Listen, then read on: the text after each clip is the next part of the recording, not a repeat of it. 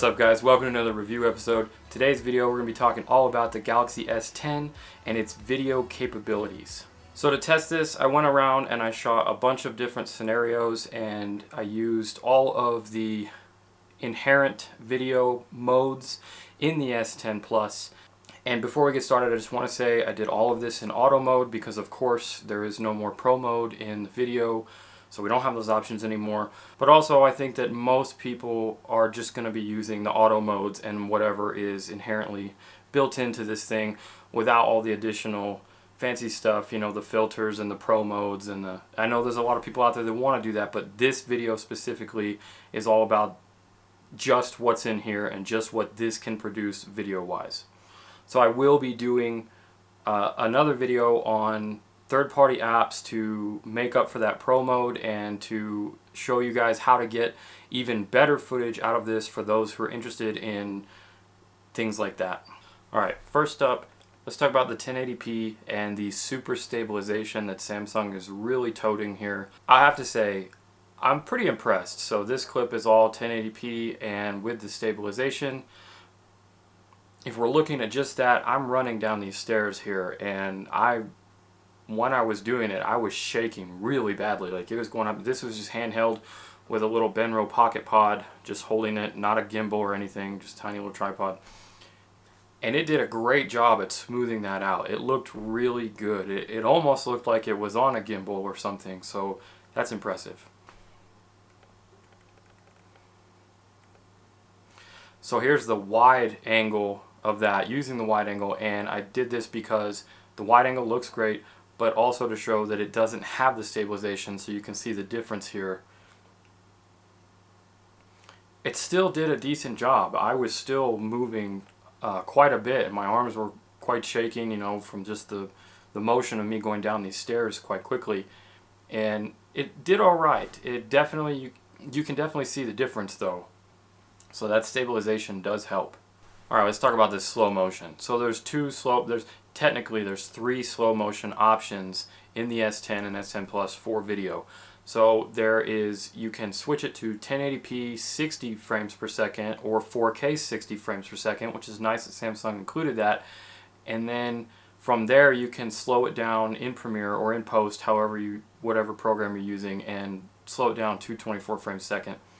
Then there is the slow motion option, which is what this is. This clip here is 1080 240 frames per second, and again, you can't control the shutter speed, so you don't know what that is. Personally, I don't think this looks that great. I think that it's definitely over sharpened and it was having a hard time focusing, but that's really the subject. It was having a hard time focusing on where I wanted it on this water spray here. And overall, I just think it looks choppy and over sharpened, and it's not great, but it is usable for sure. So it's definitely an improvement, I think, over the S9 Plus, their slow motion in the same settings. But now let's look at the third option, which is the super slow motion. So this is 960 frames per second, which is crazy to think about, but then the downside is it's only 720p. So you're going to have to enlarge it even just to get it to a 1080p timeline, and that's going to hurt your quality. And the quality on this is already pretty bad. It's nothing, it's really cool as a gimmick, or it's really cool to just record something and see the slow motion for scientific purposes or just entertainment purposes. This is definitely nothing that I would use in any sort of serious video project. Having said that though, I do like playing with it and I do like seeing things in super slow motion, so it's really fun just to see it and play with it, but outside of that, I wouldn't really use it. So here's a couple more clips from the 1080 240 frames per second, which is the regular slow motion, and I think in broad daylight we had optimal conditions as far as the cell phone sensor is concerned, beautiful blue skies, bright sunny day, midday light, so it was able to not stress the sensor out with any low light or anything like that. So I think in these conditions, this looks pretty decent. You know, it's clean, it's still over sharpened in my opinion, but it doesn't look as bad as the water stuff when you're doing this slow motion, so that's nice. So I'm just going to very briefly touch on the hyperlapse mode. It has not changed from the S9 or the S8. There's still auto and then up to 32 times speed. I just left it in auto for this to see how it would do, and I just handheld walking down the street. So I don't think it did that great, but I definitely think it did better than I anticipated. And it would probably do better if, well, it would definitely do better if I had a gimbal, or if I took the time to set it up right, or if I messed with the speed settings and maybe got it to match my walking speed versus the distance a little bit better. But it is there, the auto does work, and it doesn't look horrible if you know the principles of doing a good hyperlapse and how to move and where to point and all that kind of stuff. But I'll probably never use this mode for a serious video project either. So here's a few clips in 1080 with the stabilization, just walking around downtown in a normal light, in a normal day, and this is where you really see Samsung's colors and their saturation, their dynamic range, and all of that is alright, but I do think it's definitely oversaturated for my taste, and it's definitely over sharpened for my taste, as is all of their footage. And unfortunately, with the lack of Pro mode, you can't fix that anymore unless you go to a third-party app. The other thing here that is a big note to me as a filmmaker is the shutter speed. Not being able to control the shutter speed, you can really tell it in motion. So it looks, the shutter speed here is probably like 1/2000th of a second because it's so bright outside, and this phone shooting at f2.4 or whatever, which is a fairly wide open aperture, not being able to change that, that means that it has to put the shutter speed up really high.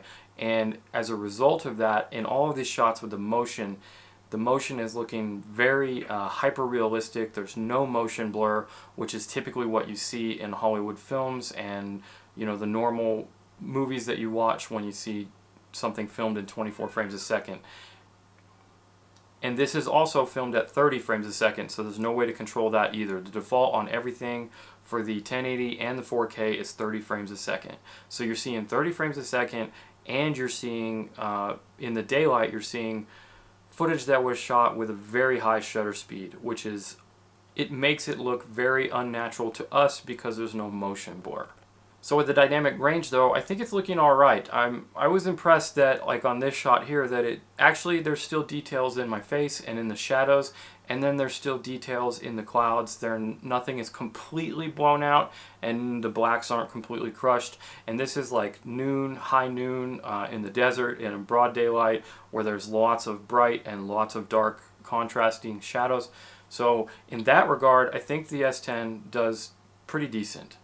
Alright, so let's talk about the 4K. So the 4K I think is definitely looking good. It's definitely a quality improvement over the 1080.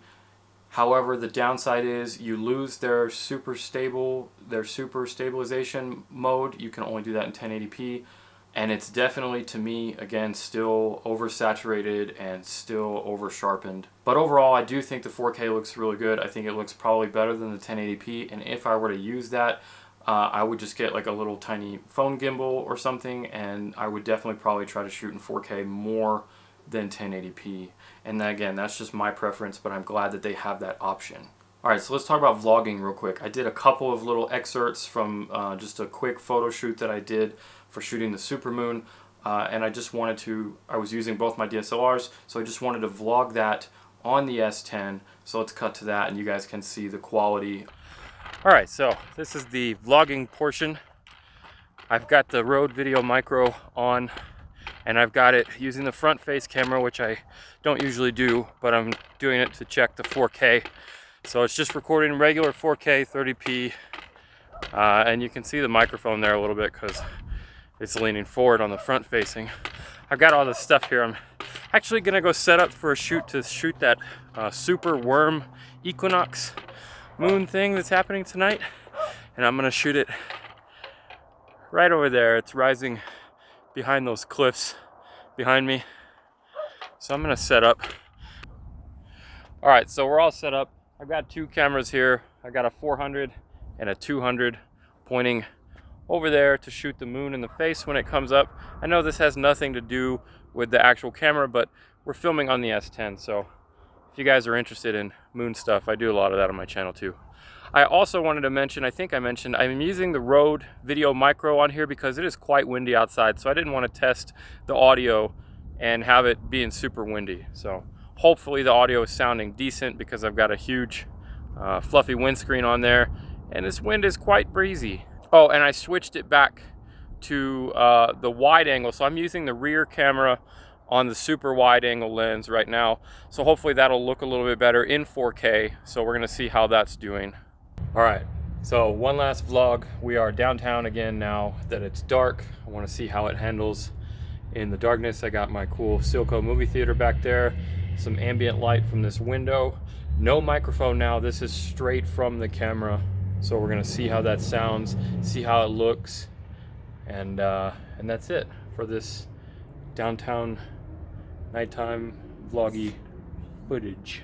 All right, so that was the vlogging experience that I had during the daytime with the Rode microphone on. I think the audio sounded great. I didn't have to do anything to it to fix it. I'm always a little concerned when I can't control the audio levels, but in this case, luckily nothing really peaked, and it did a great job at fighting 20-mile-an-hour winds for some parts of that vlog. The colors, again, I think especially the colors when I switched to 4K and did that vlogging section there in the middle, and switched to the wide rear camera, the colors to me just looked horrible. My skin looked bad, the saturation was horrible. I did not enjoy that quality.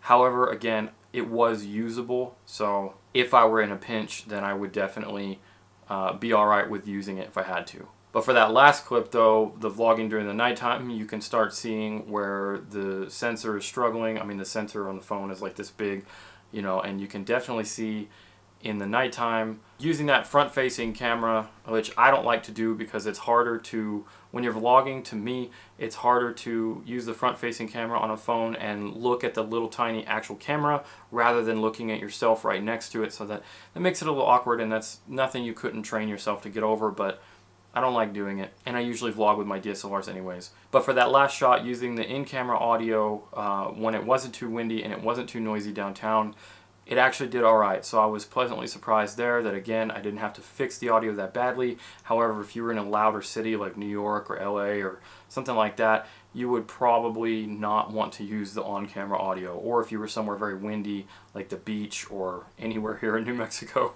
But in a pinch, it did alright. So let's talk about now how the S10 does in low light conditions. So we walked around downtown again, and I shot mostly everything in 1080p with the super stabilization on, and this is where it just starts falling apart. It gets noisy, it gets overexposed for the highlights because it's trying to compensate for the dark, so it's overexposing, which is blowing out all of the highlights. The stabilization starts acting really wonky and starts being really jittery, and I'm just hand-holding, walking across the street just like I did in the daytime. And then again, I have no idea what the shutter speed is, but I also am assuming based on the grain and the noise here that it did definitely up the ISO to help that overexposure to compensate for it being dark out. And I think all of that stuff together, I personally just would not shoot with this phone in the nighttime unless I had some sort of pro mode or manual control options. That being said though, the stuff that was taken under the bright lights and near the windows and with compositions in areas where there was more light, even though it was dark out, it definitely did better, and that's just common sense because there's more light, so it's gonna not have as high of an ISO. So those shots I think look okay. So I would just say be careful if you want to shoot this at night in auto mode, and just pay attention to where you're shooting, how much light you have. If you can add light, that's always good, at least for your subject or for your vlogging or something. Alright, there you have it. That's all the testing that I did. That's what I came up with. So let me know what you guys think about all of the video, about the quality, the colors, the contrast, the usability, the stabilization, all of that stuff. Let me know what you guys think about that down below. I think that, well, personally, I probably won't be using it that much for video. I think this is a much better phone for photo capabilities than it is for video capabilities, but that's just for me. If you are one of those people who is not that into video, or like me has other video cameras and you're just out and about and want to shoot some video to capture yourself, your friends, your family, your travels, your adventures, you know, your vacations, then I think absolutely this phone will do just fine. Just being able to switch over to video and hit record and not have to worry about anything and know that it's going to look decent right out of the gate, that's cool. But if you're someone who is into mobile videography and is trying to do YouTube or short films or documentaries or anything like that, and you're trying to get better quality video, you're definitely going to want to consider third-party apps and look into accessories and that kind of thing to help get the best out of this phone and its video sensor and its lack of pro mode for video features. Alright, so like I said before, any questions or concerns that you have about the video capabilities, anything that I didn't go over, anything you want to know, leave those in the comments below and I'll definitely answer them. If you haven't already, definitely make sure you subscribe to the channel. I've got new videos every Tuesday and Friday. Hit that like button if this video helped you out. Thanks for watching. I'll see you in the next one.